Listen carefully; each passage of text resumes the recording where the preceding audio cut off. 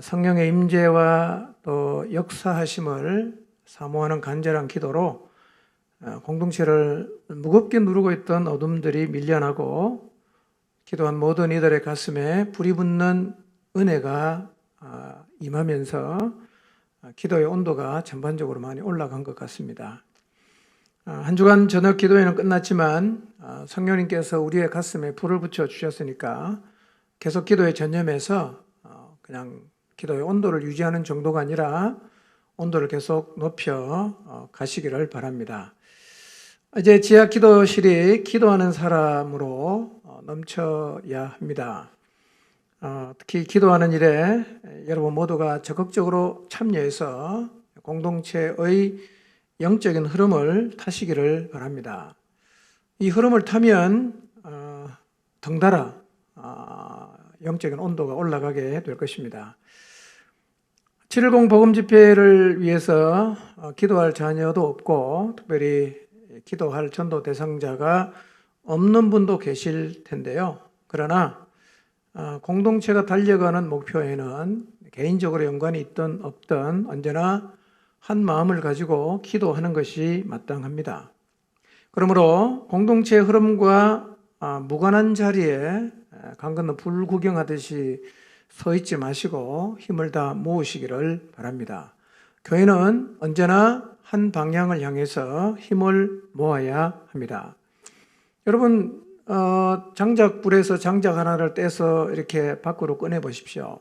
굉장히 쉽게 꺼집니다.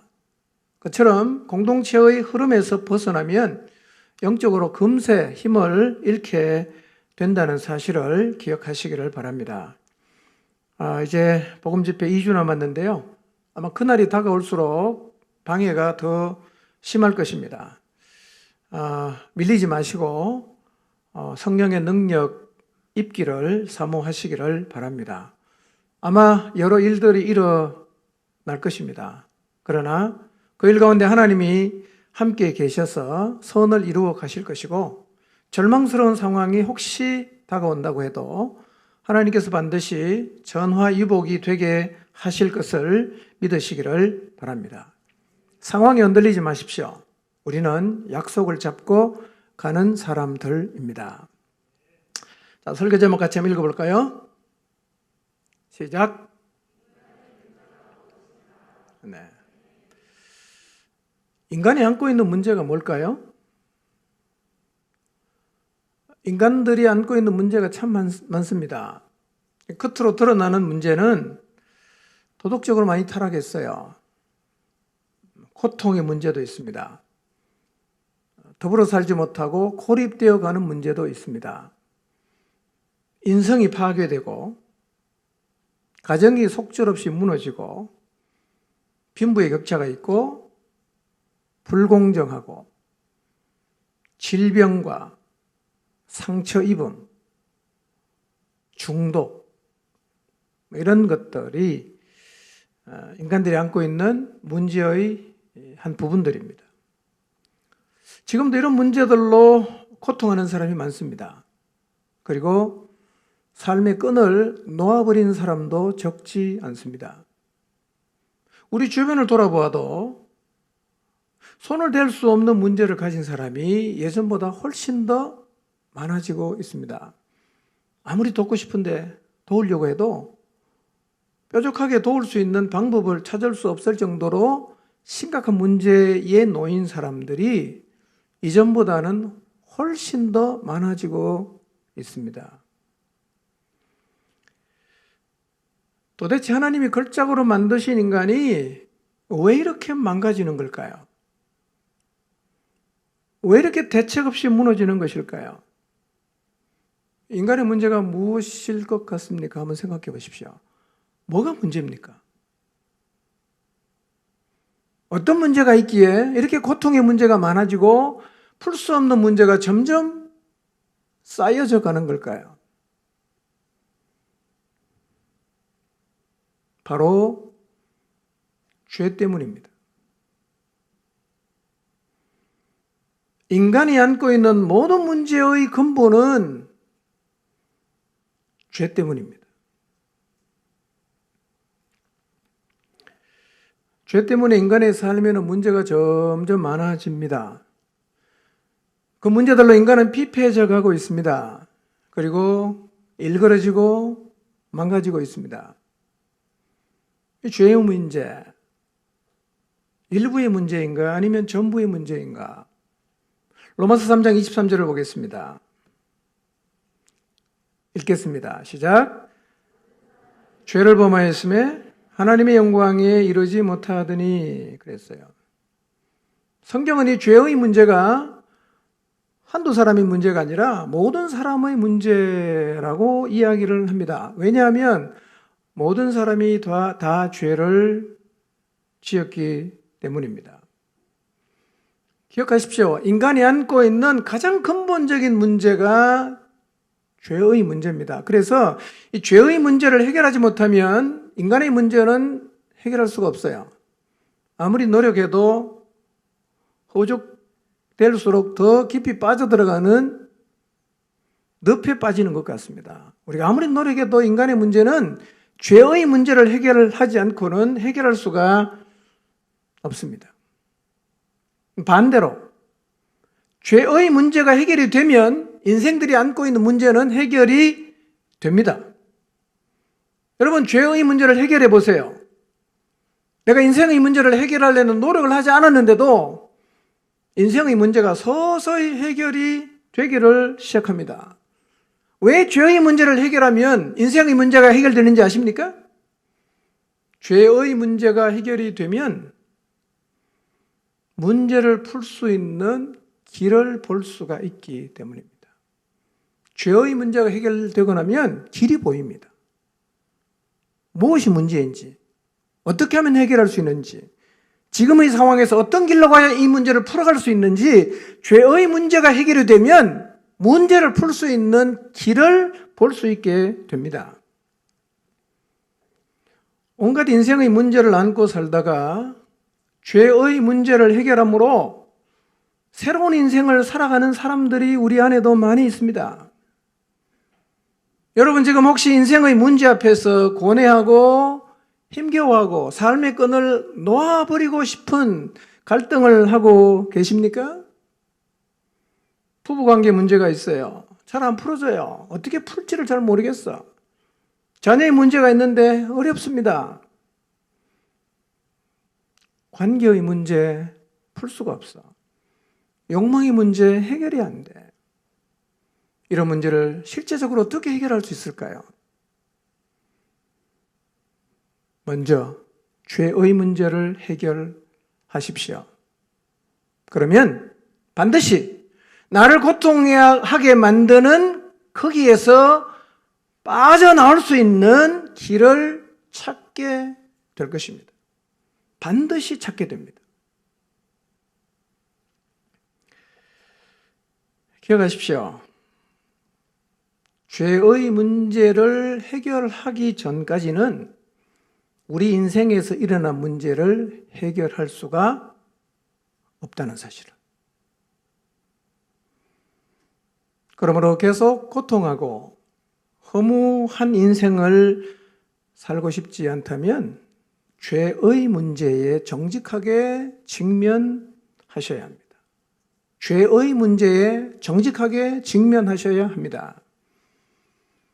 자, 그런데 모든 사람이 죄를 지었다는 말이 이해가 되십니까?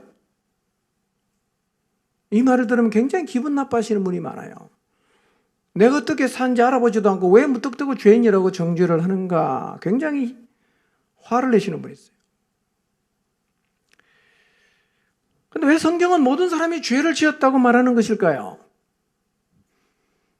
여러분, 저는 전과가 없습니다. 예. 아마 여기 오신 대부분이 전과가 없으시겠죠. 자, 그런데 세상 법이 말하는 죄의 유무와 상관이 없이 성경은 모든 사람이 죄를 지었다고 말을 하고 있는데 우리가 도대체 무슨 죄를 지었습니까? 무슨 죄를 지었고 이 죄의 문제는 어떻게 해결할 수가 있어요?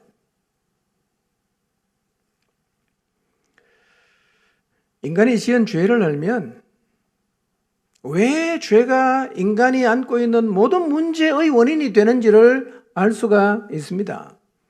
우리가 무슨 죄를 지었는가? 여러분, 성경에 보면 최초의 인간이 지은 죄가 나와요. 오늘 읽은 본문에 있어요. 여러분, 최초 인간이 지은 죄가 뭐죠? 뭐죠? 늦잠 잔 겁니까? 선악과를 따먹은 거예요. 최초의 죄는 선악과를 따먹은 것입니다. 여러분 한번 생각해 보십시오. 왜 선악과를 먹은 게 죄가 되지요? 그깟 과일 하나 먹은 게 뭐가 그리 큰 죄가 된다는 말인가? 나는 이 성경을 이해할 수가 없다. 선악과를 따먹은 죄 때문에 인간이 죽는다는 이 사실을 나는 받아들일 수 없다. 혹시 이런 생각이 여러분의 마음속에 깔려 있지 않습니까? 저 선악과는 저차 이해를 못하겠어 저거. 지난 시간에 말씀드린 것처럼 하나님은 천지 만물과 사람을 만드셨습니다. 성경의 모든 이야기가 성립이 되려면 창조가 반드시 전제가 되어야 합니다. 창조가 전제가 되어야 성경의 모든 이야기가 사실이 됩니다. 만약에 창조가 신화가 되면 선악과 사건도 타락한 인간을 구원하기 위한 하나님의 사랑도 십자가도 부활도 모두 신화 내지는 허구가 됩니다. 자, 그런데 하나님이 세상을 만드신 흔적이 만물 속에 밝히 드러나 있습니다. 명백하게 볼 수 있도록 하나님은 다 보여줬어요. 그분의 흔적을 만물 속에 분명히 남겨뒀어요. 우리가 볼 수 있습니다. 뿐만 아니라 인간을 창조하신 하나님이 살아계시다는 증거도 우리의 신앙생활을 통해서 많이 경험을 합니다. 여러분, 그렇기 때문에 성경에 나와 있는 창조 이야기부터 이어지는 모든 이야기는 절대로 허구나 신화가 아닙니다. 이렇게 하나님이 인간을 만드셨어요. 최초 인간을 만들었어요. 근데 진짜 호적의 잉크도 마르기 전에 아담과 하와가 선악과를 따먹고 죄를 지었어요. 선악과 이야기는 사실은 많은 사람들이 마음속에 의구심을 갖는 말씀이기도 합니다. 그래서 십자가 이야기는 매우 확신차게 이야기합니다. 예수 그리스도의 부활과 그분의 주 되심에 대해서는 굉장히 확신차게 얘기합니다. 그런데 아담과 하와가 선악과를 따먹은 얘기는 대충 얼버무려 버립니다. 여러분, 선악과 사건을 위로다 올려서 명백하게 확인하고 사실로 받아들여야 합니다. 에덴 동산에서 있었던 이 선악과 사건은 절대로 허구가 아니라 사실이에요. 실제로 있었던 일입니다. 여러분, 만약에 선악과 이야기가 신화가 되면 인간의 타락이 신화가 되는 거잖아. 허구가 되는 거잖아. 그러면 그 구원이라는 우리의 신앙이 신화와 허구의 바탕에서 시작이 되는 거야. 그럼 어떻게 믿을 수 있겠어요? 타락이 전제가 되지 않는데 구원이 무슨 필요가 있어요? 타락이 허구인데 구원이 어떻게 사실일 수가 있겠어요? 그러니까 에덴 동산에서 일어났던 아담과 하와가 선악과를 따먹고 하나님 앞에 죄를 지은 이것은 명백한 사실이에요. 사실. 숨길 이유가 없습니다. 사실이에요. 그래서 선악과 이야기는 내 이야기가 되어야 되고 실제적인 이야기가 되어야 되고 현실적인 이야기가 되어야 합니다. 자, 그럼 이런 질문을 해보겠습니다. 선악과를 먹은 게 왜 죄가 되는 걸까요? 솔직히 우리는 선악과 구경도 못했잖아.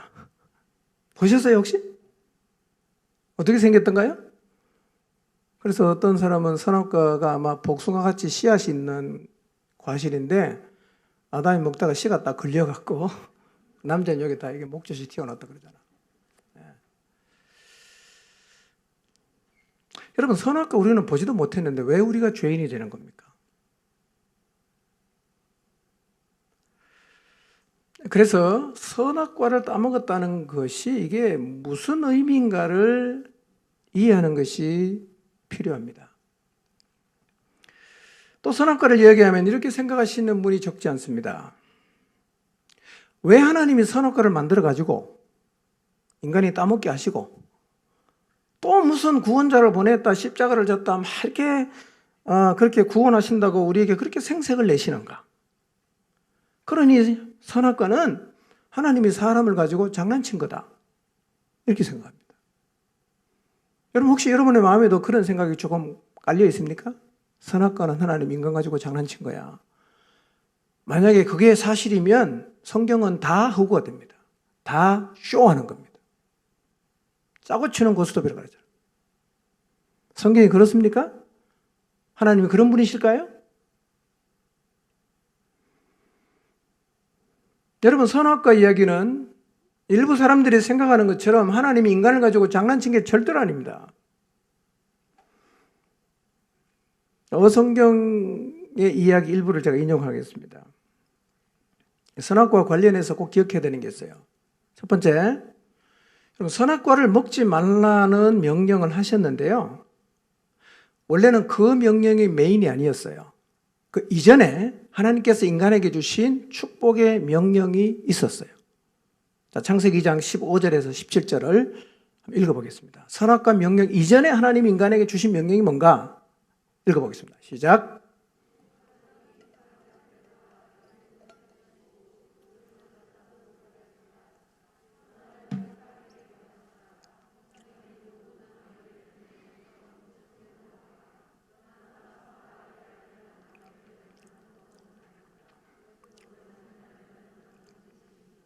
네. 자, 하나님이 사람을 만들어서 에덴 동산에 두셨는데 하나님이 사람을 만든 과정을 보면 사람을 처음에 만들어 놓고 멍청하게 세워놓고 그 다음에 사람이 살 수 있는 환경을 조성한 게 아니라 사람 만들기 전에 6일 동안 인간이 가장 잘 살 수 있는 최적의 환경을 먼저 만드셨잖아요. 하나 만들 때마다 하나님 뭐라고 말씀하십니까? 보시기에 좋았더라. 또 하나 만들어 놓고 보시기에 좋았더라. 이게 하나님의 진심이에요. 얼마나 하나님 인간을 사랑하시는지 몰라요. 그래서 인간을 위해서 인간이 살 수 있는 환경을 다 만들어 놓고 나중에 사람들을 데려다가 에덴 동산에 두셨어요. 어떤 마음이었을까요? 저놈들 내고 죽여야지. 이런 마음이셨겠어요? 그렇게 죽일 마음이 있었는데 만들 때마다 보시기에 좋았더라, 좋았더라. 하나님이 쇼하신 겁니까? 여러분, 죽이는 게 목적이면 애당초 하나님이 안 만드셨을 거예요. 그래서 실제로 하나님께서 사람 아담과 하와를 에덴에 두신 다음에 최초로 주신 명령이 뭐냐면 인간을 향한 축복이었어요. 방금 읽었지만 15절 16절을 보면 하나님께서 인간들에게 에덴을 돌봐라. 그리고 이 동산에 있는 모든 나무의 열매는 네가 먹고 싶은 대로 마음껏 먹어라. 다시 말하면 너는 이 에덴을 마음껏 누리며 다 먹고 즐기고 행복하게 살아라. 이게 하나님 마음이에요. 근데 선악과 명령은 뭐냐면 이 축복의 명령에 덧붙여서 하신 명령인데 이런 의미입니다.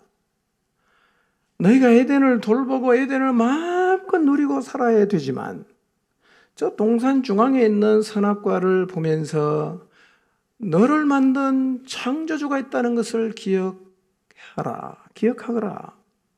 그리고 저거를 먹지 않아야 나와 계속 교제할 수가 있단다. 라고 말씀하신 거예요. 독이 들어서 먹지 말라고 한 게 아니라 이거는 너와 나 사이의 약속인데 저거를 보면서 너를 만든 창조주가 있다는 것을 기억해야 된다. 그래서 하나님이 선악과를 두신 거예요. 그래서 선악과는 인간의 정체성과 존재의를 규명하는 중요한 진리를 담고 있습니다. 이런 얘기예요. 인간은 하나님의 피조물이에요. 우리를 만드신 분이 계세요. 그리고 인간은 하나님의 질서 아래에 살아야 하는 존재라는 사실을 선악과를 통해서 확인시켜 주신 겁니다. 두 번째 선악과 의미는 뭐냐? 이것은요, 인간을 올무에 함정에 빠뜨리기 위한 것이 아니에요. 덫이 아닙니다. 이것은 인간에게만 씌워주신 면류관과 같습니다. 무슨 얘기냐면 여러분, 하나님이 만든 모든 피조물들은 하나님과 관계를 해요.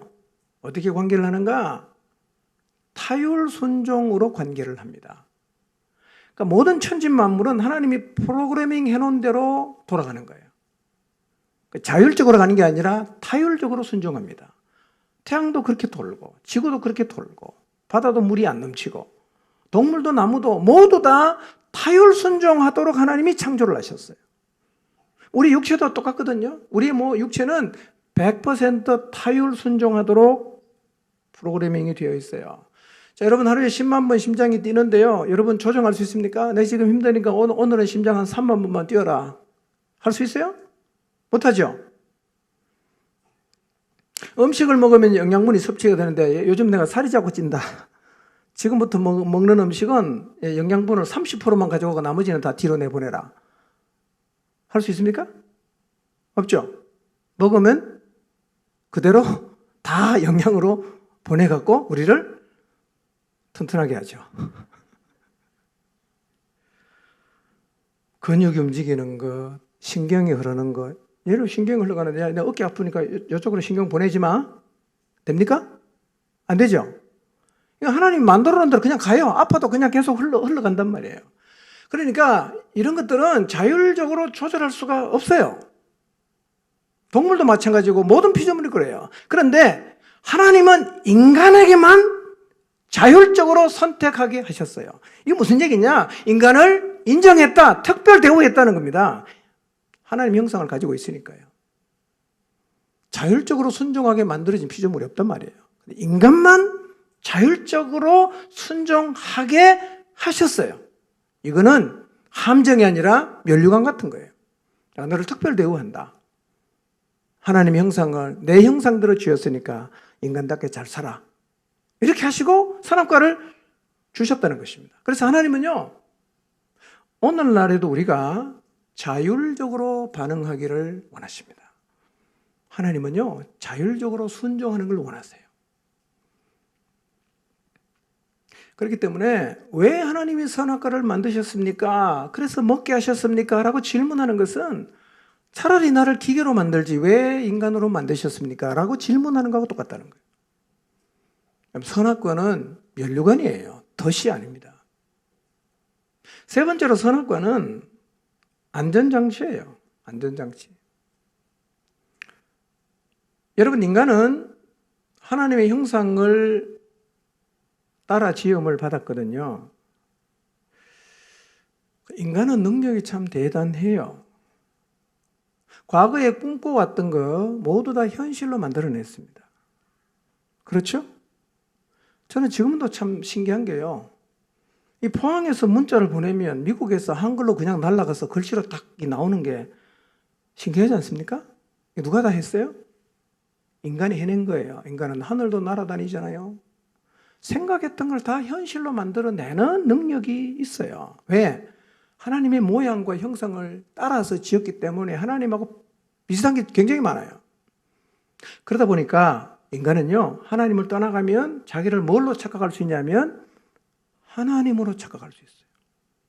인간이 좀 뛰어나면 자기를 뭐라고 말합니까? 신이라고 그러잖아. 로마의 황제는 대부분이 자기를 신이라고 말했습니다. 이게 인간의 위험성이란 말이에요. 그래서 하나님께서는 말씀하신 겁니다. 너는 저 선악과를 볼 때마다 네가 하나님이 아니라 네 위에 너를 창조한 분이 계신다는 것을 기억해라. 하나님은 아담이 그것을 늘 기억하기를 원하셨고 아담은 이것을 늘 기억해야만 했었습니다. 우리도 날마다 기억해야 합니다. 여러분 위에 여러분을 창조하신 하나님이 계신다는 사실을 기억하시기를 바랍니다. 그분이 계세요. 우리의 능력이 아무리 출중해도 우리는 하나님이 아니고 스스로 존재한 존재들이 아니에요. 나를 창조하신 하나님이 계십니다. 선악과는 안전장치지요. 기억하십시오. 인간은 하나님의 권위 아래에 있을 때 가장 안전합니다. 하나님의 권위 아래에 있는 것이 가장 바보스러운 게 아니라 하나님의 권위 아래에 있는 것이 가장 안전합니다. 여러분, 여러분의 자녀가 어디에 있을 때 제일 안전합니까? 부모 아래에 있을 때가 제일 안전하죠. 가출해 보세요. 위험해지는 거예요. 인간도 창조하신 하나님을 떠나가면 그때부터 위험해지고 온갖 문제가 다 생깁니다. 하나님은 인간이 안전하게 살기를 원하십니다. 그래서 선악과를 만드시고 너를 만드신 너의 창조주가 있다는 것을 기억해라. 그게 뭡니까? 그게 선악과의 의미란 말이에요. 그런데 아담과 하와가 뱀의 유혹에 빠집니다. 하나님 불신합니다. 하나님은 먹으면 죽는다고 했는데 먹어버렸어요. 그렇게 함으로 하나님과의 관계가 끊어집니다. 여러분, 이것이 인류 최초의 죄예요. 타락입니다. 선악과를 먹음으로 인간이 타락했어요. 그런데 인간이 하나님을 불신하게 하고 인간으로 하여금 하나님을 떠나게 만드는 배후에는 누가 있냐면 사탄이 있어요. 사탄. 여러분, 근데 지금도 그 사탄은요, 모든 것을 돌아다닙니다. 여기도 지금 왔다 갔다 할 거예요. 왔다 갔다 합니다. 야, 저 말 듣지 말고 자라. 사탄이 왔다 갔다 해요. 그리고 사람들 계속 아담과 하와를 미혹했던 것처럼 미혹합니다. 그리고 뭘 유혹하냐? 선악과 먹어도 괜찮아. 먹어봐. 괜찮아. 이렇게 유혹합니다. 그런데 이 하와를 유혹한 뱀이 누구냐? 성경은 마귀요 사탄이라고 말하는데요. 요한계시록 12장 9절을 한번 보겠습니다. 읽어봅니다. 시작. 큰 용이 내쫓기니 옛 뱀 곧 마귀라고도 하고 사탄이라고도 하며 온 천하를 꿰는 자라. 그가 땅으로 내쫓기니 그의 사자들도 그와 함께 내쫓기니라. 자, 이 옛뱀, 창세기 3장에 나와 있는 이 옛뱀이 누구라고 성경이 말합니까?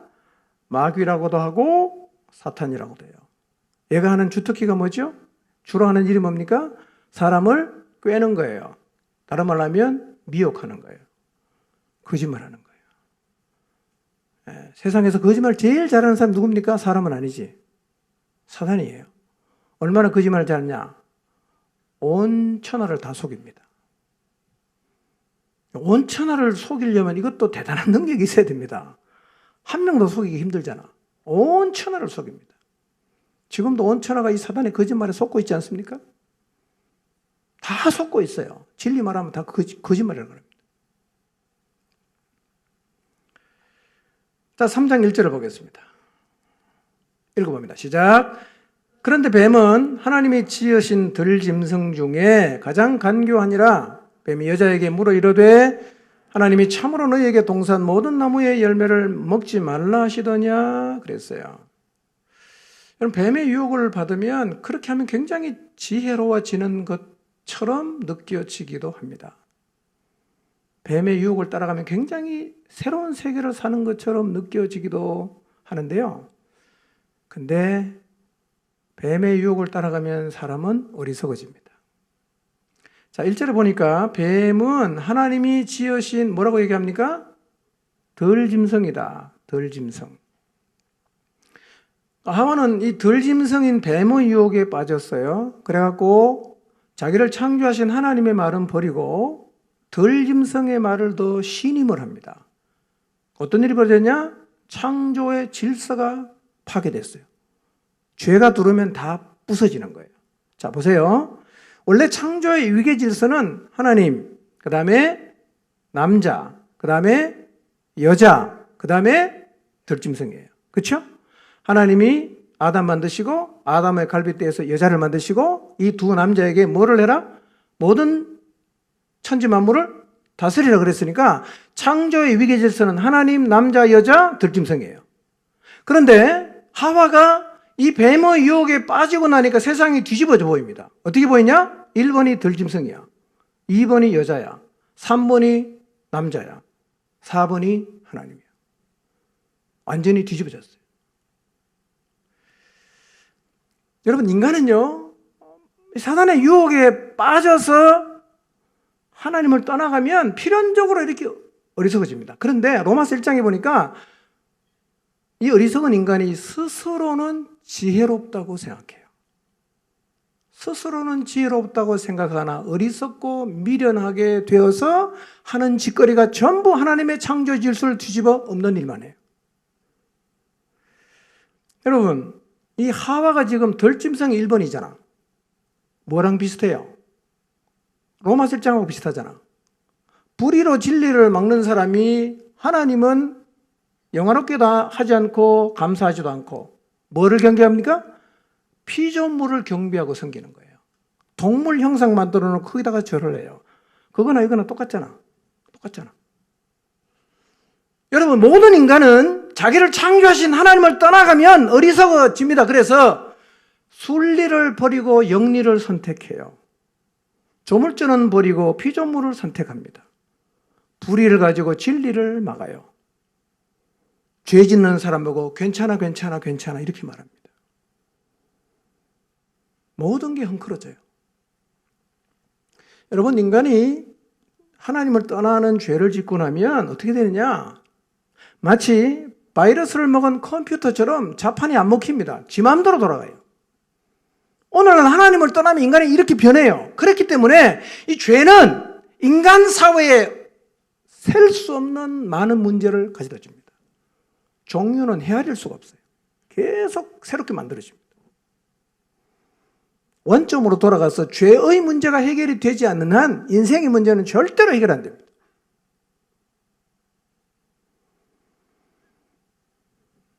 이렇게 하나님을 떠나면 인간이 어떻게 사냐?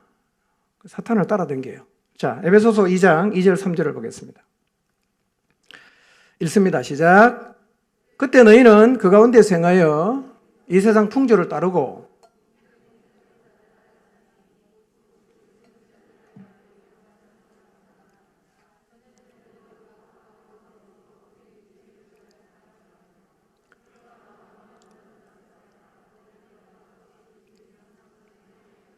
네. 자, 세상 풍조를 따르고 하나님을 떠나면 누구를 따라가냐? 공중의 권세 잡은 자, 이게 마귀예요. 사탄이에요. 따라간단 말이에요. 근데 이놈은 지금 어디에서 역사하고 있냐? 지금도 하나님께 불순종하는 사람들 가운데서 지금도 역사하고 있어요. 그러니까 하나님에게 불순종하는 사람 속에는 누가 역사하냐? 성령이 역사하는 게 아니라 사단이 역사를 해요. 그러니 여러분, 전도가 뭐냐면 이렇게 사단을 따라가고 있고 사단의 세력 아래 놓인 영혼을 거기서 건져내고 구출하는 것이기 때문에요. 이게 설득으로 되는 게 아닙니다. 이건 진짜 엄청난 영적인 에너지가 있어야 되고 힘이 있어야 건져낼 수 있지, 말로 설득해서는 영혼을 절대로 못 건져냅니다. 말로 하려고 하지 마십시오. 복음의 능력으로 가야 됩니다. 하나님 우리를 통해 역사하셔야 영혼들을 우리가 구출할 수 있죠. 우리 힘으로 절대로 못해요. 그런데 이 사단의 미혹에 넘어간 사람이 어떻게 사느냐? 하나님의 기준을 무시합니다. 그 다음에 육체의 욕심을 따라 살아요. 육체의 욕심. 그리고 육체와 마음이 원하면 합니다. 기준이 뭐가 됐어요? 육체의 정욕의 기준이에요. 뭐가 기준이냐? 내 육체가 원하고 내 마음이 원하면 그게 내 기준이에요. 이게 죄입니다, 여러분. 이게 죄예요. 이 죄에서 돌아서지 않는 한 인간의 문제는 절대로 해결 안 됩니다. 그런데 특히 우리 시대의 젊은이들이요, 이런 사단의 미혹에 다 썰려갑니다. 썰려가요. 여러분, 우리 시대를 보세요. 죄 자체를 부정하잖아요. 죄에 그런 거 없어. 이 거짓된 철학이요, 만년에 가고 있어요. 죄라는 게 존재하지 않는데요. 네가 하고 싶은 대로 하면 돼. 그게 왜 죄냐, 그게. 이런 얘기 들어보셨죠? 그러니까 남에게 피해만 안 주면 괜찮다 이거예요. 남에게 피해만 안 주면 네가 하고 싶은 대로 해도 아무 문제가 없다. 이게 거짓말이거든요. 이게 미혹이란 말이에요. 근데 이게 너무 잘 먹혀 들어갑니다. 오늘날 교회 밖에 있는 사람 이 거짓을 다 믿어요. 점점 세뇌돼 가고 있습니다.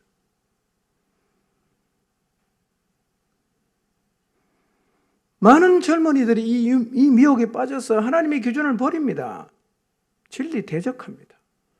동성애 왜 문제냐? 복잡한 혼잡한 성관계 뭐가 문제냐? 1대3으로 성관계 뭐가 문제냐? 동성결혼 왜 문제가 되냐? 아무 문제 없다. 이렇게 말합니다. 교회 밖의 사람들. 그렇게 말하지 않습니까? 이게 뭐예요?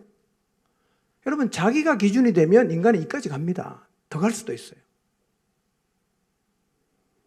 어디로 돌아와야 됩니까? 하나님 아래 다시 돌아와야 돼요. 그러지 않으면 인생의 문제는 절대로 풀 수 없습니다.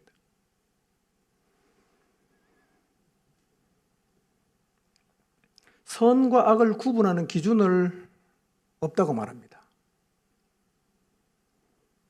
그러니까 자기가 하고 싶은 대로 하면 돼요. 그건 선이야. 그게 기준이야. 요즘 가장 핫한 문장이 이거예요. 원하는 대로 하고 끌리는 대로 해라. 들어보셨죠? 이걸 자유라 그럽니다. 이게 자유입니까? 성경은 이거 죄라 그래요. 네가 원하는 대로 하고 네가 끌리는 대로 해라. 그게 자유다. 아니요. 그건 죄입니다, 여러분. 이 사단의 거짓말을 오늘날 젊은이들이 열광하고 있습니다. 여기도 그런 영향을 받은 젊은이가 있을지 몰라요.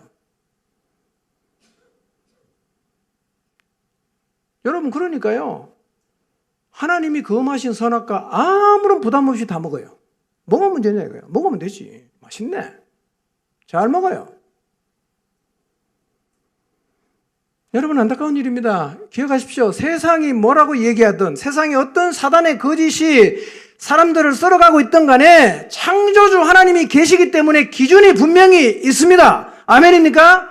선과 악이 있는 거예요. 옳은 것, 그런 것 있습니다.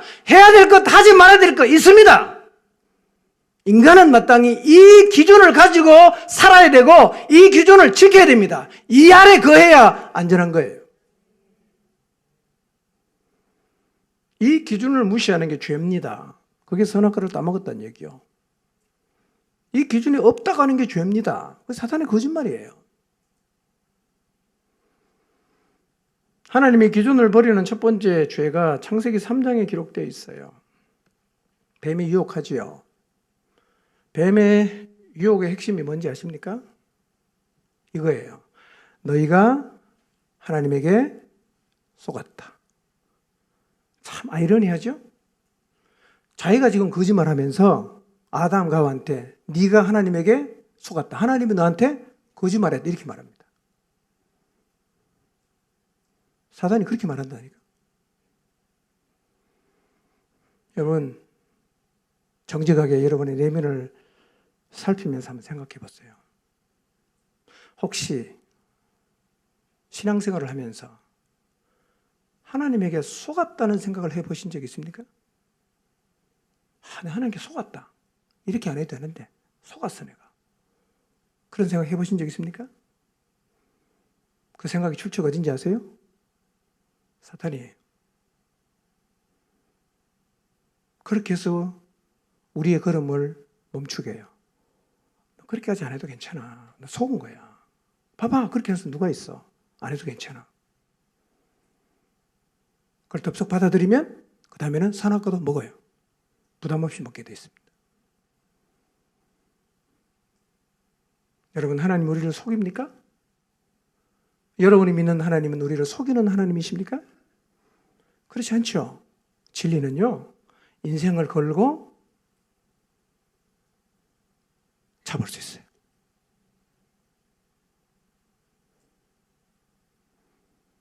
하나님 우리 절대로 안 속입니다. 주저하지 말고 하나님께 여러분의 인생을 맡겨도 됩니다. 아멘입니까? 자, 창세기 3장 1절에서 5절을 읽진 않겠습니다. 뱀과 하와가 얘기를 해요.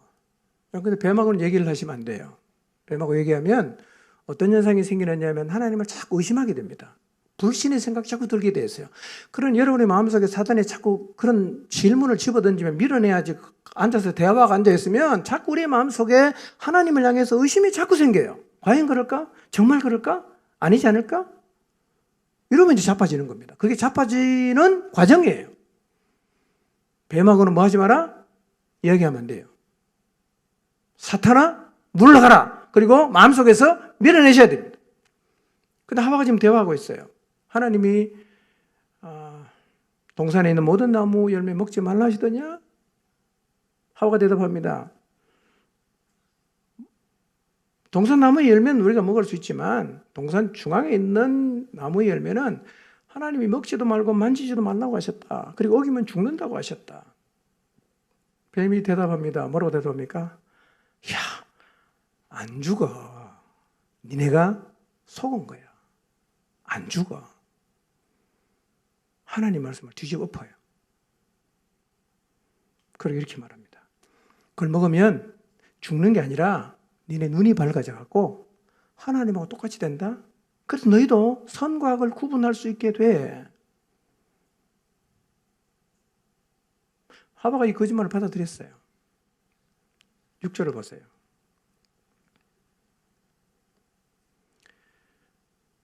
자, 먹으면 죽는다고 말씀하신 그 선악과 열매가 하와의 눈에 6절에 보니까 어떻게 보였어요?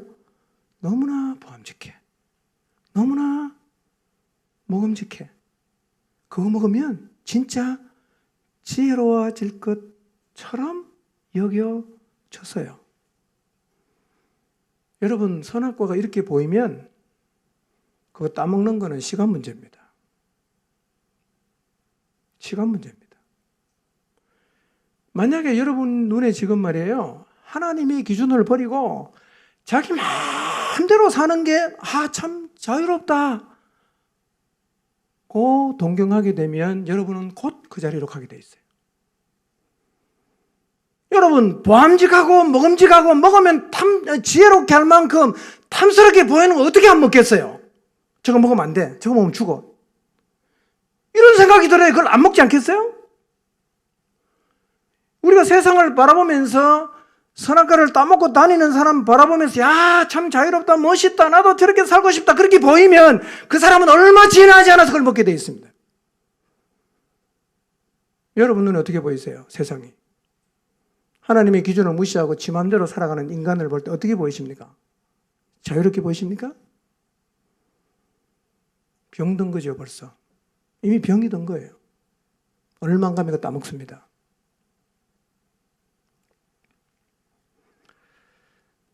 오늘날 이 사단의 유혹에 빠져서 창조주를 부정하고 자기 자신의 자유를 주장하면서 선악과를 따서 먹고 있는 사람이 너무 많습니다. 길거리마다 선악과를 입에 물고 다니는 사람이 넘쳐나고 있습니다. 안타까워서 말합니다. 야, 그 선악과 먹으면 안 돼. 하나님 먹지 말라 그랬어. 말하면 그들은 대답하지요. 아직까지 그걸 믿고 있냐고. 그까지 선악과 뭔데 못 먹냐? 먹으면 되잖아. 내가 이 선악과 먹어도 아무런 문제가 없다는 거 보여줄 테니까 잘 봐. 그러면서 먹어요. 아무 문제 없잖아. 봐봐. 나 봐봐. 너도 먹어. 괜찮아. 이렇게 말합니다. 같이 먹지 않았습니까?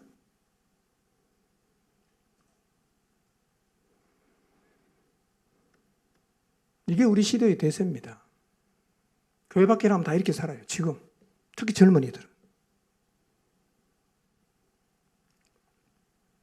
하나님을 조롱하면서 아무런 감각이 없이 선악과를 따먹고 있는 모습은 너무나 흔히 볼 수 있는 모습이에요. 우리도 어쩌면 선악과를 자유롭게 먹고 있는 이 시대의 영향을 받고 있을 수 있습니다. 아, 저거 먹어도 괜찮네. 저 친구 다 보니까 잘 살고 있네. 혹은 하나님 말씀 굳이 다 살려고 애쓸 필요가 없구나. 괜찮은 것 같다. 여러분 마음속 깊은 곳에서 이런 생각이 자꾸만 자리를 잡고 있다면 조심하셔야 돼요. 다시 진리의 말씀에 굳게 서셔야 됩니다. 그렇지 않으면요, 날아갑니다.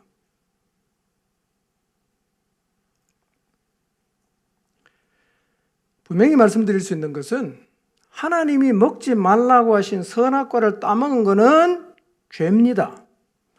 세상에 있는 사람들이 하나님을 비웃고 하나님의 기준을 마음대로 무너뜨린다고 해도 우리는 그 하나님의 기준을 끝까지 굳건하게 잡고 있어야 합니다. 여러분 기억하십시오. 선악과를 따먹으면 죄다. 이건요, 그냥 교리적으로 죄라고 규정하는 것으로 끝나지 않습니다. 죄를 지으면 반드시 형벌이 따라옵니다. 이걸 기억하십시오. 여러분, 우리가 사는 세상에도 죄 지으면 법에 따라 심판하지 않습니까? 하나님도 하나님의 기준을 버리고 살아가는 죄를 짓는 사람은 그냥 두지 않습니다. 반드시 심판합니다. 이걸 기억하셔야 돼요. 마음대로 죄 짓는 것은 자유지만 심판이 있다는 것은 기억하고 죄를 지어야 됩니다.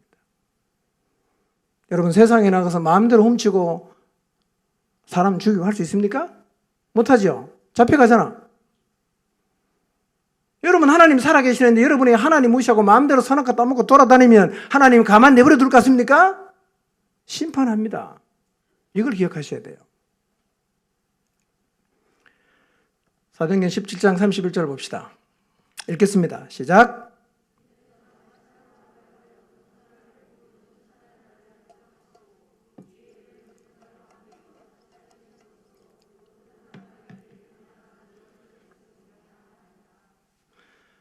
천하를 공의로 심판할 날이 어떻게 되어 있어요? 작정되어 있습니다, 여러분. 천하를 하나님의 공의로 심판할 날은 이미 작정이 되어 있습니다.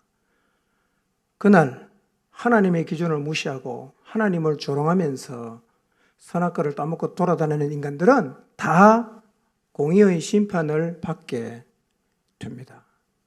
여러분, 죄 무서운 거예요. 하나님께 죄 짓는 거 엄청 무서운 겁니다. 우습게 생각하지 마세요. 천하를 공의로 심판할 날은 이미 하나님이 작정해 두셨어요. 언제인지는 잘 모르겠어요. 히브리서 9장 27절 보겠습니다. 시작. 한 번 죽는 것은 사람에게 정해진 것이요 그 후에는 심판이 있으리니. 자, 심판이 언제 옵니까? 죽음 후에 오죠.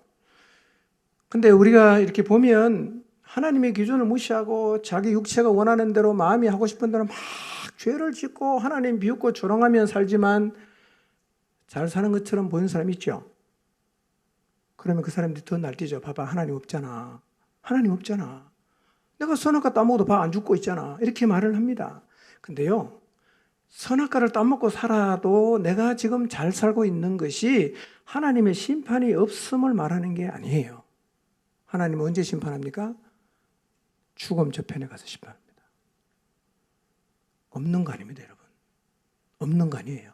반드시 심판합니다. 로마서 1장 18절 보겠습니다. 읽습니다. 시작. 하나님의 진노가 불의로 진리를 막는 사람들의 모든 경건하지 않음과 불의에 대하여 하늘로부터 나타난다. 하나님 뭐가 나타나요? 하나님의 진노가 나타나는 일이 있습니다. 하나님의 기준을 무시하고 하나님의 기준을 무너뜨리고 살아간 사람들은 반드시 하나님의 진노 아래 서게 됩니다. 여러분이 안 믿어도 그거는 그대로 됩니다. 여러분이 우습게 생각해도 반드시 그렇게 됩니다. 하나님 살아계시기 때문에. 로마서 2장 5절에서 8절인데 읽지 않겠습니다. 기니까요. 이런 말씀이에요. 죄를 짓고도 하나님의 기준을 무시하고 선악과를 마음대로 따먹는 죄를 짓고도 회개를 하지 않으면 하나님의 공정한 심판이 나타날 진노의 날에 자기가 받을 진노를 계속 뭐 하는 거예요? 쌓아 올리는 거예요. 기도만 쌓이는 게 아니라 하나님 앞에 진노받을 우리의 행동도 다 쌓입니다. 6절에 이렇게 말씀하시죠. 하나님께서는 각 사람에게 그가 한 대로 갚아줍니다. 그가 한 대로 다 갚아줘요. 7절에 말씀하죠. 참으면서 선한 일을 하여 영광과 존귀와 불멸의 것을 구하는 사람에게는 영원한 생명을 주시고, 반대로 이기심에 사로잡혀서 진리를 거스리고 불의를 따라하는 사람에게는 하나님이 진노와 분노를 쏟으신다고 말씀하시는데 반드시 그렇게 됩니다. 아멘입니까? 반드시 그렇게 돼요. 여러분, 인류 최초의 죄는 아담을 통해서 들어왔지만 사실은 우리도 똑같은 죄를 지었어요. 자, 로마서 5장 12절 한번 볼까요? 읽어보겠습니다. 시작.